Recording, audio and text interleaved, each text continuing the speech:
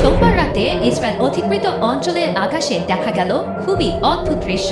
একটি বড় জ্বলন্ত অগ্নিগোলক, তার চারপাশে ছোট ছোট অসংখ্য আগুনের বল আকাশ থেকে নামছে ইসরায়েলের ভূখণ্ডের উপর। এই দৃশ্য গোটা পৃথিবীতে চাঞ্চল্যের তৈরি করেছে। এরপরে জানা গেছে ইরান এমন এক মিসাইল ব্যবহার করেছে যার ক্ষমতা যেমন অবিশ্বাস্য তেমন মারাত্মক।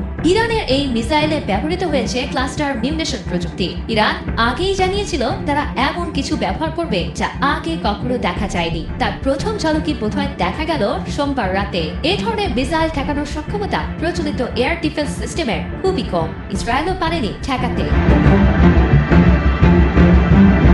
ক্লাস্টার মিউনিশন হলো এমন এক ধরনের ক্ষেপণাস্ত্র যেটি বড় একটি ওয়ারহেড মাঝ আকাশে খুলে অসংখ্য ছোট ছোট বোমা বা সাব মিউনিশন ছড়িয়ে দেয়। এটি একবারে বিস্ফোরিত না হয়ে বিস্তারিত এলাকা জুড়ে অনেক ছোট ছোট বিস্ফোরণ ঘটায়। নির্দেশনাবিহীন এসব বোমা নিচে পড়ার সঙ্গে সঙ্গে বিস্ফোরিত হয়। ইসরায়েলি প্রতিরক্ষা বাহিনী IDF এর তথ্য অনুযায়ী এ ধরনের ক্ষেপণাস্ত্রটির ওয়ারহেড প্রায় 7 কিলোমিটার বা 4 মাইল উচ্চতায় গিয়ে খুলে পড়ে যায়। এরপর এটি প্রায় 20টি সাব মিউনিশন ছড়িয়ে দেয়, যা প্রায় 8 কিলোমিটার ব্যাসার্ধে ছড়িয়ে পড়তে সক্ষম। সাধারণত ছোট বোমাগুলোর শক্তি তুলনামূলকভাবে কম হলেও বিস্তৃত এলাকা জুড়ে ছড়িয়ে মারাত্মক ক্ষতির জন্য এটি তৈরি করা হয়েছে সামরিকভাবে, যাকে বলে এরিয়া স্যাচুরেশন ইফেক্ট।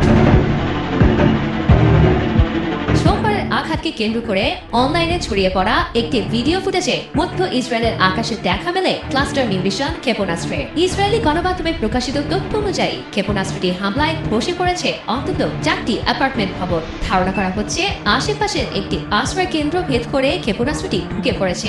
IDF এর অভিযোগ, বেসামরিক এলাকায় সর্বোচ্চ ক্ষতি সাধনের জন্য ঘন বসতিপূর্ণ এলাকায় ক্লাস্টার মিউনিশনটি নিক্ষেপ করেছে ইসরায়েল। একে যুদ্ধাপরাধ বলে উল্লেখ করেছে ইসরায়েল। হেব্রনের আকাশে দেখা মেলা ক্ষেপণাস্ত্রের আঘাতে শিশুসহ 5 থেকে 6 জন আহতের খবর জানা গেছে। তবে অনেক সময় এর সাব মিউনিশন গুলো বিস্ফোরিত না হয়ে মাটিতে সক্রিয় অবস্থায় থেকে যায়। পরবর্তীতে এগুলো সৃষ্টি করে ল্যান্ডমাইনের মতো দীর্ঘমেয়াদে প্রাণঘাতী ঝুঁকি, যা সাধারণ মানুষের জন্য খুবই বিপজ্জনক। আন্তর্জাতিকভাবেও নিষিদ্ধ ক্লাস্টার মিউনিশন ক্ষেপণাস্ত্র বেসামরিক মানুষদের জন্য ক্ষতির কারণ হলো ইরান এবং ইসরায়েলের কেউই ক্লাস্টার মিউনিশন নিষিদ্ধের পক্ষে নয়। জয় সরকার, 71।